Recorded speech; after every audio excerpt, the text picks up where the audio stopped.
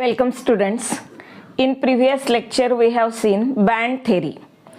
In this lecture we are going to take a short recap of comparative electrical properties of insulators, semiconductors and conductors. तर conductors, insulators आणि semiconductors मधले काही comparative points आपण पाहणार आहोत. पहिला आहे conductors. The conductivity, electrical conductivity of conductors lies between 10 raised to 4 to 10 raised to 7 ohm inverse meter inverse. सध्यापुरतं हे ohm inverse metre inverse unit लक्षात ठेवा.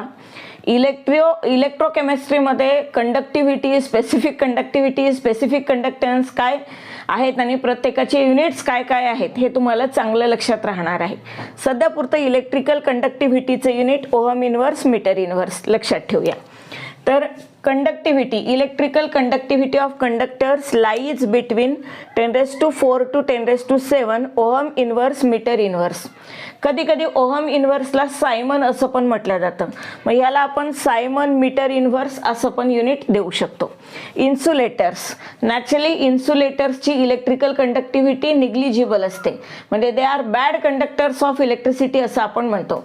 मग ज्या सबस्टन्सची electrical conductivity 10 raised to -20 to 10 raised to -10 ohm inverse metre inverse रेंजमध्ये असते ते इन्सुलेटर्स असतात. तर conductivities of insulators are in the range of 10 raised to -20 to 10 raised to -10 ohm inverse meter inverse. Semiconductors, these are the substances whose conductivity lies between conductors and insulators. Their conductivity is more than that of insulators but less than that of conductors, and therefore conductivities of semiconductors are in the range of 10 raised to -6 to 10 raised to 4 ohm inverse meter inverse. Now second, according to band theory, conductors are good conductors of electricity. याचा अर्थ होतो की त्यांच्या conduction बँडमध्ये electron असायला पाहिजे. तर conduction band in conductor is either completely filled or it is partially field. थोडे तरी इलेक्ट्रॉन असतील किंवा पूर्ण भरलेली तरी कंडक्शन बँड असेल. तर conduction band is either partially field or completely filled. जोपर्यंत कंडक्शन बँडमध्ये इलेक्ट्रॉन नाही तोपर्यंत इलेक्ट्रिकल कंडक्टिव्हिटी पॉसिबल नाही. तर कंडक्टर्समध्ये conductance band is either partially filled or completely filled. Insulators, naturally insulators are bad conductors of electricity, means there should not be any electron in conduction band. Conduction band is completely vacant, it is empty, but valence band is completely filled. Same is the case for semiconductors.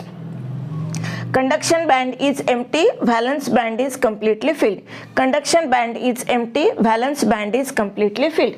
Semiconductors, actually these are insulators at low temperature, and they are sometimes good conductors, or they conduct some definite quantity of electricity but low quantity of electricity as compared to conductors, semiconductors. तर semiconductors आणि insulator यांचं band थेअरीनुसार conduction बँडची situation same असते, म्हणजे conduction band empty असतो आणि valence band completely filled असतो. Next आहे electrical conductivity decreases for metals but increases for electrolytes with increase in temperature. Effect of temperature on electrical conductivity, third जो point आहे तो, म्हणजे टेम्परेचर कमी जास्त केल्याने इलेक्ट्रिकल कंडक्टिव्हिटी वाढेल का कमी होईल, कसं व्हॅरी करेल त्याच्याबद्दलचा पॉईंट आहे. तर कंडक्टर्स जे आहेत, जे आपण खऱ्या अर्थाने ज्याला कंडक्टर म्हणतात ते फक्त मेटल्स असतात, जे सॉलिड फिजिकल स्टेटमध्ये इलेक्ट्रिकल कंडक्टिव्हिटी दाखवतात आणि त्यांची electrical conductivity decreases with increase in temperature. Temperature जर वाढवलं तर इलेक्ट्रिकल कंडक्टिव्हिटी कमी होते इन्व्हर्स प्रपोर्शनमध्ये.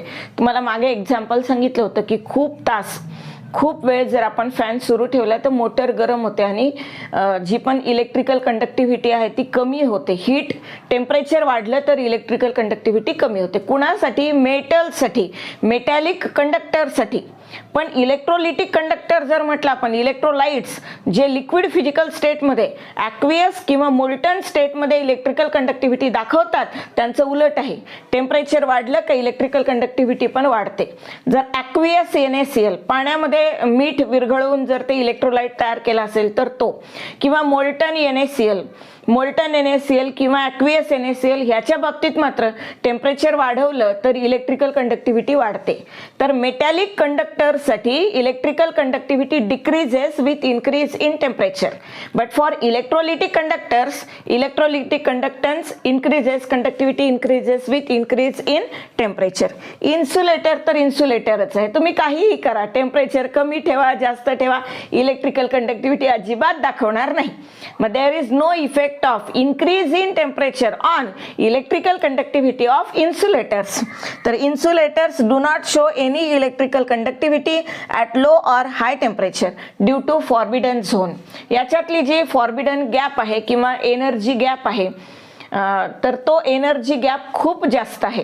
त्याच्यामुळे तुम्ही टेम्परेचर कितीही जास्त दिलं तर तेवढी थर्मल एनर्जी सफिशियंट नसते, ती इनसफिशियंट असते, जेणेकरून व्हॅलन्स बँडचे इलेक्ट्रॉन कंडक्शन बँडमध्ये जातील. ते जाऊच शकत नाही तुम्ही कितीही टेम्परेचर दिलं तरी. म्हणून इन्सुलेटर हे लो टेम्परेचरला आणि हायर टेम्परेचरला सुद्धा नॉन कंडक्टर ऑफ इलेक्ट्रिसिटीच राहतात. सेमीकंडक्टर्स ह्यांची गोष्टच वेगळी आहे.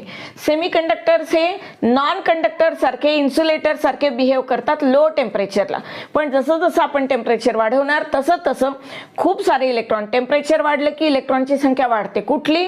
व्हॅलन्स बँडमधनं कंडक्शन बँडमध्ये जाणाऱ्या इलेक्ट्रॉनची संख्या वाढते. त्याच्यामुळे टेम्परेचर वाढलं का इलेक्ट्रिकल कंडक्टिव्हिटी वाढते फॉर सेमीकंडक्टर्स. तर electrical conductivity increases with increase in temperature. Next examples काय आहेत? कंडक्टर्सचे दोन प्रकारचे एक्झाम्पल्स आपण कन्सिडर करतो. मेटॅलिक कंडक्टर्स जे सॉलिड फिजिकल स्टेटमध्ये इलेक्ट्रिकल कंडक्टिव्हिटी दाखवतात त्यांना आपण खऱ्या अर्थाने कंडक्टर्स म्हणतो, ते मेटल्स असतात. मग सिल्वर असेल किंवा कॉपर असेल, आयर्न असेल, ॲल्युमिनियम असेल. जसं आपण पाहतो की म्युन्सिपाल्टीच्या एका खांब्यावरून दुसऱ्या खांब्यावर इलेक्ट्रिसिटी नेताना ॲल्युमिनियमचे वायर असतात, ॲल्युमिनियमच्या तारा असतात, जो इलेक्ट्रिकल कंडक्टरचं काम करतो. सगळ्यात छान इलेक्ट्रिकल कंडक्टर असतो सिल्वर, पण तो खूप महाग असतो, तो काय आपल्याला वापरता येणार नाही. मग घरामध्ये आपण ज्या तारा वापरतो, वायर्स वापरतो, ती वायर जर एखाद्या ठिकाणी उघडी पडली असेल तर तुमच्या लक्षात येतं की सेफ्टीसाठी त्या वायर्स कशाच्या असतात? कॉपरच्या असतात. कॉपर खूप छान इलेक्ट्रिकल कंडक्टर आहे, जास्त इलेक्ट्रिकल कंडक्टिव्हिटी दाखवतो. मग आपण घरामध्ये जे आहे ते इलेक्ट्रिकल कंडक्टिव्हिटीसाठी कॉपर वापरलं जातं. ठीक आहे. पुढचं आहे इलेक्ट्रोलाइट्स जे इलेक्ट्रिकल कंडक्टिव्हिटी दाखवतात. इलेक्ट्रोलाइट्स म्हणजे काय? आयोनिक सॉलिड ज्यांचं ॲक्वियस सोल्युशन किंवा मोल्टन स्टेटमध्ये ते इलेक्ट्रिकल कंडक्टिव्हिटी दाखवतात त्यांना आपण इलेक्ट्रोलिटिक कंडक्टर्स म्हणतो. मेटॅलिक कंडक्टर्स जे सॉलिड स्टेटमध्ये इलेक्ट्रिकल कंडक्टिव्हिटी दाखवतात ते मेटल्स, आणि इलेक्ट्रोलिटिक कंडक्टर्स म्हणजे आयोनिक सॉलिड्स ज्यांच्यामध्ये आयन्स आहेत, आयोनिक बॉन्ड असलेले जे सॉलिड्स आहेत ते ॲक्वियस स्टेटमध्ये किंवा मोल्टन स्टेटमध्ये जी कंडक्टिव्हिटी दाखवतात आपण त्याला म्हणतो electrical conductivity. Electrolytic conductivity. Aqueous or fused NaCl, aqueous or molten copper sulphate, aqueous or molten zinc sulphate, these are examples of conductors. Electrolytic conductors आणि मेटॅलिक कंडक्टर्स. पुढे आहे इन्सुलेटर्स. इन्सुलेटर्सचे एक्झाम्पल्स जे नॉन मेटल्स आहेत, जसं phosphorus आहे, sulphur आहे, हे सॉलिड फिजिकल स्टेटमध्ये जे इलेक्ट्रिकल कंडक्टिव्हिटी दाखवत नाहीत ते इन्सुलेटर्स आहेत. ठीक आहे. आणि जे मॉलिक्युलर सॉलिड्स असतील तर ते पण इलेक्ट्रिकल कंडक्टिव्हिटी दाखवत नाहीत. मॉलिक्युलर सॉलिड म्हणजे जसं शुगर आहे किंवा बाकीचे जे असतील ते. तर phosphorus, sulphur, wood, plastic, rubber. जसं आपण म्हणतो ना घरी जर एखादं इलेक्ट्रिकल अप्लायन्स असेल, समजा फ्यूज उडाला असेल आणि आपल्याला फ्यूज लावायचा असेल किंवा बल्ब ऑन ऑफ होत असेल, बल्ब चेंज करायचा असेल, तर आई किंवा कोणी पण काय सांगतं की अरे रबरची चप्पल जी असेल ती यूज करा. रबरी चप्पल यूज करून मग इलेक्ट्रिकल अप्लायन्सेसला हात करा, त्याला रिपेअर किंवा काय करायचं असेल ते करा. कारण रबर काय आहे? Bad conductor of electricity, insulator आहे. मग आपल्याला शॉक लागत नाही सेफ्टीसाठी, किंवा लाकडी वस्तू जी असेल ती कॉन्टॅक्टमध्ये ठेवा असं सांगितलं जातं. तर प्लास्टिक, रबर, लाकूड, wood, rubber, plastic, these are insulators. Semiconductors जे मेटॅलॉइड्स आहेत तर ते सेमीकंडक्टरचं काम करतात. जास्त करून आपण सिलिकॉन आणि जर्मेनियम हे जे दोन मेटॅलॉइड्स आहेत त्याचा उपयोग जास्तीत जास्त करतो ॲज अ सेमीकंडक्टर म्हणून. तर metalloid specially silicon, germanium are semiconductors. Other semiconductors are arsenic, antimony, boron, bismuth, polonium, tellurium आणि ॲस्टेटाईन. पिरियॉडिक टेबलच्या त्या झिगझॅग लाईनवर, जी झिगझॅग लाईन मेटल्सला आणि नॉन मेटल्सला सेपरेट करते त्या झिगझॅग लाईनवर जे एलिमेंट्स आहेत ते मेटॅलॉइड्स आहेत. ठीक आहे. तर हे बघितलं आपण कंपॅरिझन बिटवीन कंडक्टर्स, इन्सुलेटर्स आणि सेमीकंडक्टर्स. आता थोडंसं आपण सेमीकंडक्टर्स, प्युअर सेमीकंडक्टर आणि डोप्ड सेमीकंडक्टर बद्दल पाहूया. Classification of semiconductors. तर आपण आधीच पाहिलंय की सेमीकंडक्टर्सची जी इलेक्ट्रिकल कंडक्टिव्हिटी आहे ही कंडक्टर्सपेक्षा कमी असते पण इन्सुलेटर्सपेक्षा जास्त असते. तर काही पॉईंट्स इथे लिहून घेतलेले आहेत, ते एकदा एक्सप्लेन करते. तर electrical conductivity of semiconductor is less than that of conductors but more than that of insulators. Solids having electrical conductivity in the range of 10⁻⁻⁶ to 10⁴ ohm inverse, metre inverse are semiconductors. आता just आपण आधीच्या टेबलमध्ये कंडक्टर्सची electrical conductivity, इन्सुलेटर्सची electrical conductivity आणि सेमीकंडक्टरची electrical conductivity पाहिली होती. तर त्यांच्या ज्या रेंज आहेत, कंडक्टर्सची इलेक्ट्रिकल कंडक्टिव्हिटी ह्या रेंजमध्ये 10⁴ to 10⁷ ohm inverse, metre inverse. इन्सुलेटर्सची electrical conductivity 10⁻⁶ to 10⁴ ohm inverse, metre inverse. आणि आपण शेवटी घेतला होता सेमीकंडक्टर्स, त्याची इलेक्ट्रिकल कंडक्टिव्हिटी जी होती ती होती 10⁻20 to 10⁻10 ohm inverse, metre inverse. म्हणजे काय, तर सेमीकंडक्टर्सची इलेक्ट्रिकल कंडक्टिव्हिटी ही कंडक्टर्सपेक्षा कमी मात्र इन्सुलेटर्सपेक्षा जास्त. तर ॲक्च्युली जे सेमीकंडक्टर्स असतात ते लोअर टेम्परेचरला इन्सुलेटर सारखे यूज होतात, इन्सुलेटर सारखे बिहेव करतात, इलेक्ट्रिकल कंडक्टिव्हिटी दाखवत नाहीत किंवा एकदम निग्लिजिबल दाखवतात. पण टेम्परेचर वाढलं की ते हायर टेम्परेचरला कंडक्टर सारखी इलेक्ट्रिकल कंडक्टिव्हिटी दाखवतात, कंडक्टर सारखे बिहेव करतात. तर semiconductors behaves like insulators at low temperature but they behaves like conductors at higher temperature. Pure semiconductors behaves like insulators at low temperature but conductors at higher temperature. आता जे pure semiconductors असतात तर ज्यांची electrical conductivity कमी असते पण definite असतेच, थोडी का होईना पण असते, एक फिक्स्ड क्वांटिटी असते इलेक्ट्रिकल कंडक्टिव्हिटीची, मग त्यांना आपण म्हणतो प्युअर सेमीकंडक्टर्सला म्हणतो आपण intrinsic semiconductors. Pure semiconductors which has low but definite or finite electrical conductivity are known as intrinsic semiconductor.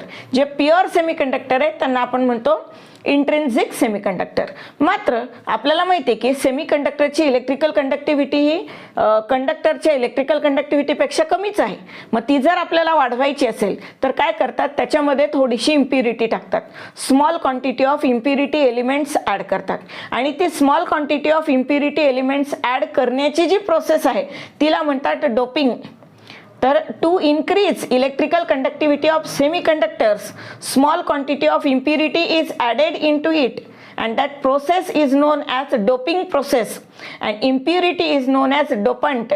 ज्याला आपण ॲड केले त्याला म्हणतात डोपंट. समजा सिलिकॉन आहे आणि त्याच्यामध्ये तुम्ही थोडंसं ॲल्युमिनियम टाकलं तर ॲल्युमिनियमला म्हणायचं डोपंट आणि जी प्रोसेस आहे तिला म्हणायचं डोपिंग.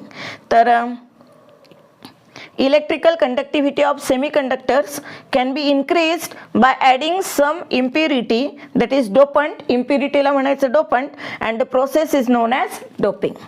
आता डोप्ड सेमीकंडक्टर जे असतात म्हणजे ज्यांच्यामध्ये आपण इलेक्ट्रिकल कंडक्टिव्हिटी वाढण्यासाठी इम्प्युरिटी टाकली, मग ते जे नवीन तयार झालेले इम्प्युरिटी टाकून तयार झालेले सेमीकंडक्टर्स आहेत त्यांना म्हणतात एक्सट्रिन्सिक semiconductors. These semiconductors whose electrical conductivity is increased by adding small quantity of impurity, such semiconductors are known as extrinsic semiconductors. The doped semiconductors with higher electrical conductivity than pure semiconductors are called as extrinsic semiconductor. Flow chart नुसार बघूया आपण semiconductors. सेमीकंडक्टरचे दोन प्रकार, A pure semiconductor आणि B doped semiconductor.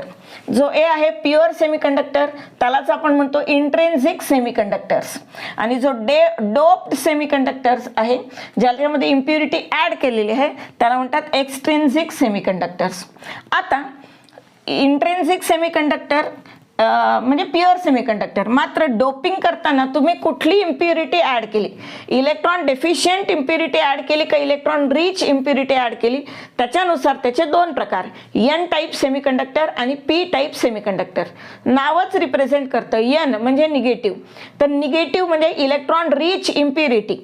तर electron rich impurity 15 ग्रुपचे elements जर आपण इम्प्युरिटी एलिमेंट्स ॲड केले, डोपंट ॲड केले, तर त्याला म्हणतात, जो तयार होईल एक्सट्रिन्सिक सेमीकंडक्टर, त्याला म्हणतात एन टाईप सेमीकंडक्टर. या एन टाईप सेमीकंडक्टरचं नेमकं फंक्शन कसं असतं, तो कसा इलेक्ट्रिकल कंडक्टिव्हिटी दाखवतो नंतर पाहूयात. फक्त दोन प्रकार आहेत. दुसरा आहे पी टाईप सेमीकंडक्टर.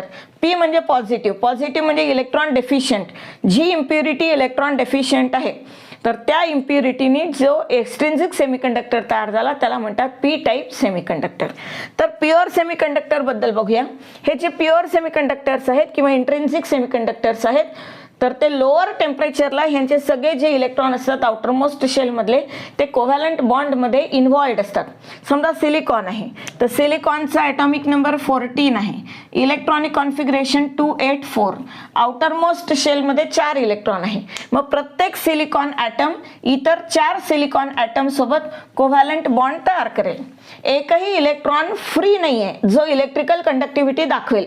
म्हणून लो टेम्परेचरला ह्यांचं बिहेवियर इन्सुलेटर सारखं असतं.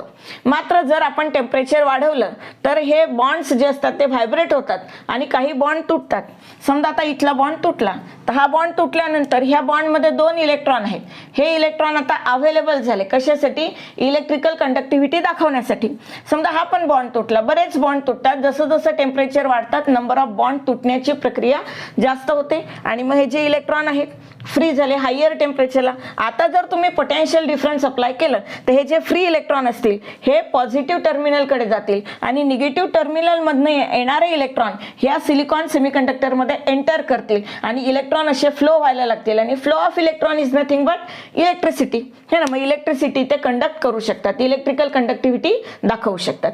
तर at lower temperature all outermost electrons are involved in formation of covalent bond. In formation of bond, no electrons are free to conduct electricity, electrical conductivity to show electrical conductivity, and therefore semiconductors are insulators at low temperature. But at higher temperature, some bonds are broken and electrons set free which can conduct electricity. Therefore, at higher temperature, semiconductors behaves like a conductors. आता doped semiconductor बद्दल पाहूया.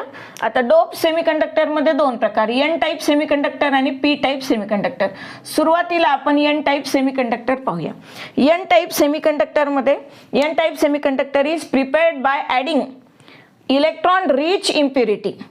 आता बघा silicon, germanium हे जे elements आहेत हे 14 ग्रुपचे एलिमेंट्स आहेत आणि इलेक्ट्रॉन रिच इम्प्युरिटी म्हणजे तुम्हाला जास्त इलेक्ट्रॉन असले पाहिजे आउटरमोस्ट शेलमध्ये. म्हणजे 15 ग्रुपचे जे एलिमेंट्स असतील, मग नायट्रोजन, फॉस्फरस, आर्सेनिक, अँटिमनी आणि बिस्मथ हे जे एलिमेंट्स आहेत ते 15 ग्रुपचे एलिमेंट्स आहेत. जनरली आपण नायट्रोजनला घेत नाही, त्याची इलेक्ट्रोनिगेटिव्हिटी खूप जास्त आहे, ॲटॉमिक साईज कमी, बऱ्याचशा भानगडी आहेत. मात्र फॉस्फरस, आर्सेनिक, अँटिमनी, बिस्मथ यांची इम्प्युरिटी जर तुम्ही सिलिकॉन किंवा जर्मेनियममध्ये टाकली तर ती इलेक्ट्रॉन रिच इम्प्युरिटी असेल आणि त्यांनी एन टाईप सेमीकंडक्टर तयार होईल. समजा एक सिलिकॉन ॲटम आहे आणि या सिलिकॉन ॲटमच्या ऐवजी आपण इथे आर्सेनिक टाकला तर आर्सेनिकच्या आउटरमोस्ट शेलमध्ये किती इलेक्ट्रॉन असतील, 5. जसं 14 ग्रुपच्या आउटरमोस्ट शेलमध्ये 4 इलेक्ट्रॉन, तसं 15 ग्रुपच्या आउटरमोस्ट शेलमध्ये मेन एनर्जी लेवलमध्ये किती इलेक्ट्रॉन असतील, 5. मग आता 4 इलेक्ट्रॉनमध्ये तर तो बॉन्ड बनवून टाकेल, पण एक इलेक्ट्रॉन फ्री असेल जो इलेक्ट्रॉन इलेक्ट्रिकल कंडक्टिव्हिटी दाखवेल. आता फक्त एकाच ठिकाणी असं बऱ्याच ठिकाणी सबस्टिट्यूशन होतं, डोपिंग होतं. ह्या पण सिलिकॉन निघून जाईल. समजा याच्या बदल्यात आर्सेनिक आला तर त्याच्या आउटरमोस्ट शेलमधले 4 इलेक्ट्रॉन 4 कोव्हॅलंट बॉन्ड बनवतील, मात्र एक इलेक्ट्रॉन फ्री असेल तो इलेक्ट्रॉन इलेक्ट्रिकल कंडक्टिव्हिटी दाखवेल. मग आता हा जो एक्सट्रिन्सिक सेमीकंडक्टर तयार झाला ज्याच्यामध्ये आपण 15 ग्रुपची इम्प्युरिटी आर्सेनिक टाकली, इथे जर पोटेन्शियल डिफरन्स अप्लाय केला, एक पॉझिटिव्ह टर्मिनल आणि निगेटिव्ह टर्मिनल असेल तर त्या पॉझिटिव्ह टर्मिनलकडे हे इलेक्ट्रॉन जे असतील ते पुढे पुढे सरकत जातील आणि निगेटिव्ह टर्मिनलमधले इलेक्ट्रॉन या डोप्ड सेमीकंडक्टरमध्ये येतील आणि इलेक्ट्रिकल कंडक्टिव्हिटी दाखवल्या जाईल. मग इलेक्ट्रिकल कंडक्टिव्हिटी दाखवण्यासाठी काय झालं, electron negatively charged particle use झाले म्हणून त्याला म्हणतात एन टाईप सेमीकंडक्टर. आता आपण म्हणतो की याला कंडक्टिव्हिटी दाखवली. आता कंडक्टिव्हिटी दाखवली तर कंडक्टन्स बँडमध्ये, कंडक्शन बँडमध्ये इलेक्ट्रॉन असायला पाहिजे. तर हेच होतं की हा जो आर्सेनिक आहे याचा जो एक्स्ट्रा इलेक्ट्रॉन आहे, हा एक्स्ट्राचा इलेक्ट्रॉन कंडक्शन बँडमध्ये ऍड होतो आणि एक्स्ट्राचा इलेक्ट्रॉन कंडक्शन बँडमध्ये ऍड झाला की तो इलेक्ट्रिकल कंडक्टिव्हिटी शो करतो. तर N type semiconductor by adding 15 group impurity phosphorus, arsenic, antimony, bismuth are used for doping and extra electron is accommodated in conduction band. extra electron जो असतो तो conduction band मध्ये add होईल. आता आपण बघूया p टाइप सेमीकंडक्टर. पुन्हा एकदा जो ओरिजिनल आपला प्युअर सेमीकंडक्टर आहे तो काढून घेऊया. हा प्युअर सेमीकंडक्टर, त्याने आपले 4 इलेक्ट्रॉन, सिलिकॉनचे 4 इलेक्ट्रॉन 4 बॉन्ड मध्ये इन्व्हॉल्व्ड आहेत. इथे पण याचे 4 इलेक्ट्रॉन असतील.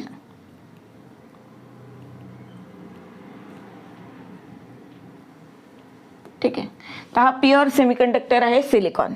आता आपल्याला P type semiconductor, P type म्हणजे इलेक्ट्रॉन डेफिशियंट इम्प्युरिटी ऍड करायची. इलेक्ट्रॉन डेफिशियंट मध्ये 4 पेक्षा कमी इलेक्ट्रॉन आउटरमोस्ट शेल मध्ये असले पाहिजे. मग 13 ग्रुप एलिमेंट्स, 13 ग्रुप एलिमेंटच्या आउटरमोस्ट शेल मध्ये किती इलेक्ट्रॉन असतील? 3. Boron, aluminium, gallium, indium, थॅलियम.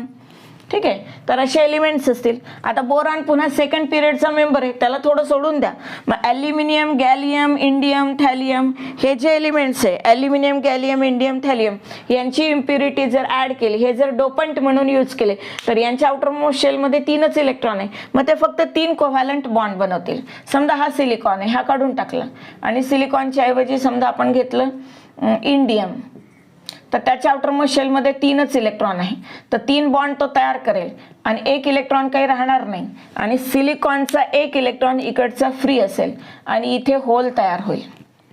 किंवा आणखी एखाद्या ठिकाणी बघूया, इथे इंडियम टाकलं तर इंडियम टाकल्यानंतर इथे 3 बॉन्ड तो 3 इलेक्ट्रॉन तो 3 बॉन्ड बनवण्यासाठी यूज करेल, पण 4था इलेक्ट्रॉन त्याच्याकडे नाही आहे. तिथे व्हॅकन्सी क्रिएट होईल. इथे ते जी व्हॅकन्सी आहे त्याला म्हणतात होल आणि या सिलिकॉनचा 1 इलेक्ट्रॉन असेल.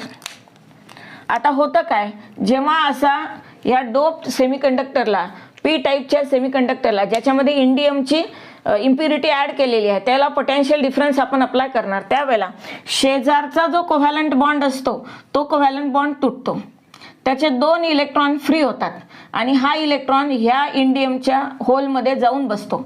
इथे कोव्हॅलंट बॉन्ड तयार होतो आणि इथे होल तयार होतं.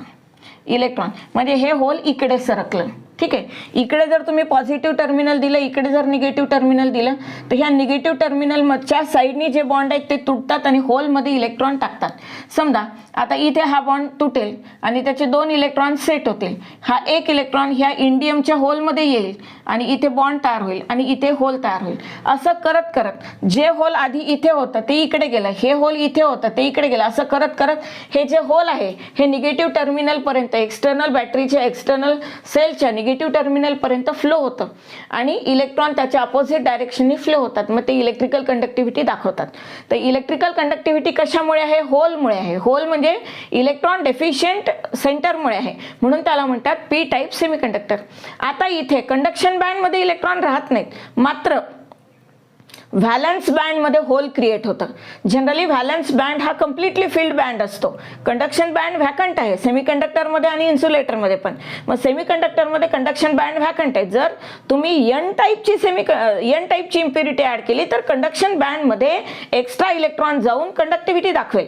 पण जर तुम्ही पी टाईपची म्हणजे positive electron deficient impurity add केली, 13 ग्रुपची इम्प्युरिटी ऍड केली तर इलेक्ट्रॉन तर एक्स्ट्रा नाही आहे, उलट कमी झाला. आणि तो इलेक्ट्रॉन कुठला कमी झाला? व्हॅलन्स शेल मधनं कमी झाला.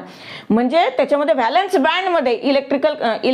बँडमध्ये होल तयार होईल किंवा व्हॅकन्सी क्रिएट होईल, व्हॅकंट स्पेस तयार होईल ज्याला आपण म्हणतो होल. आणि व्हॅलन्स बँडमध्ये होल क्रिएट झाल्यामुळे इलेक्ट्रिकल कंडक्टिव्हिटी शो करेल. जो एक्सट्रिन्सिक सेमीकंडक्टर आहे पी टाईपचा तो इलेक्ट्रिकल कंडक्टिव्हिटी दाखवेल.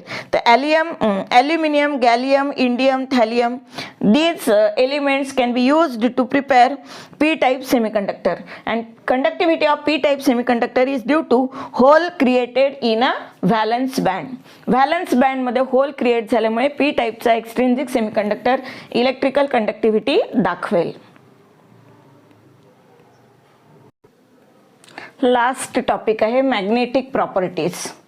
आता मॅग्नेटिझम आपल्याला माहिती आहे की ॲटम जो असतो त्याच्यामध्ये खूप सारे इलेक्ट्रॉन्स असतात आणि ते इलेक्ट्रॉन्स स्वतःभोवती पण फिरतात आणि न्यूक्लियस भोवती पण फिरतात. मग जेव्हा इलेक्ट्रॉन स्वतःभोवती फिरतात त्यांना स्पिनिंग मोशन असते आणि त्यांची स्पिन आपण क्लॉकवाईज आणि अँटी क्लॉकवाईज अशी दोन घेत असतो. जे इलेक्ट्रॉन्स अनपेअर्ड आहे त्याची स्पिन आपण क्लॉकवाईज घेत असतो आणि इलेक्ट्रॉन्स जर पेअर्ड असतील तर एक इलेक्ट्रॉन क्लॉकवाईज स्पिन करतो आणि एक इलेक्ट्रॉन अँटी क्लॉकवाईज स्पिन करतो आणि दोघांच्या स्पिन कॅन्सल होतात. जर एखाद्या सबस्टन्समध्ये अनपेअर्ड इलेक्ट्रॉन असेल तर त्याला स्पिन राहते, ती कॅन्सल होत नाही आणि मग त्याच्यामध्ये मॅग्नेटिक प्रॉपर्टीज डेव्हलप होतात.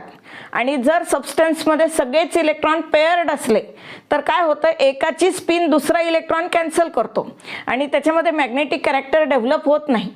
ज्याच्यामध्ये सगळे इलेक्ट्रॉन पेअर्ड असतात त्यांना आपण म्हणतो डायमॅग्नेटिक सबस्टन्सेस.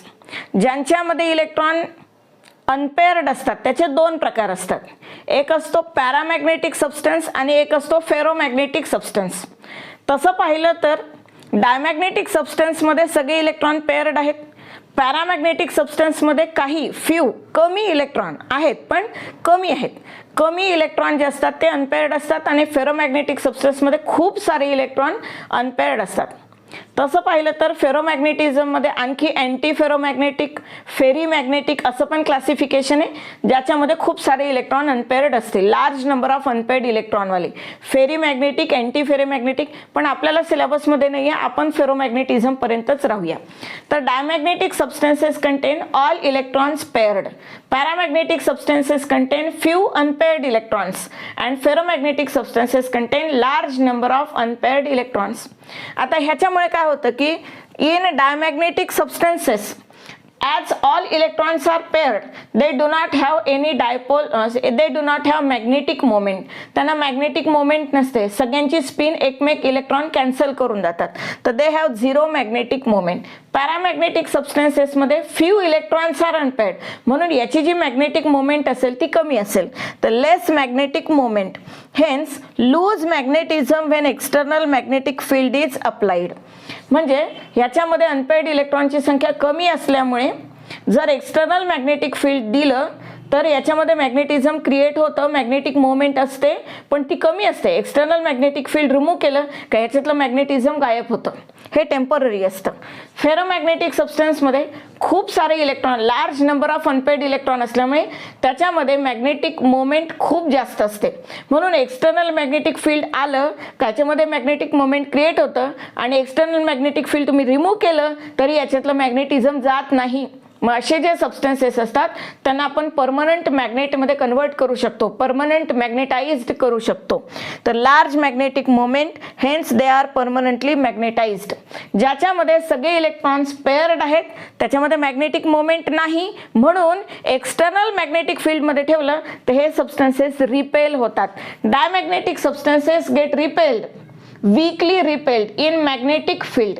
ॲक्च्युली हा जो अँटी फेरीमॅग्नेटिक वगैरे जो प्रकार आहे त्याच्यामध्ये स्ट्रॉंग अट्रॅक्शन, स्ट्रॉंग रिपल्शन दोन्ही कॅरेक्टर असतात म्हणून इथे वीक आहे. तर they are weakly repelled in magnetic field.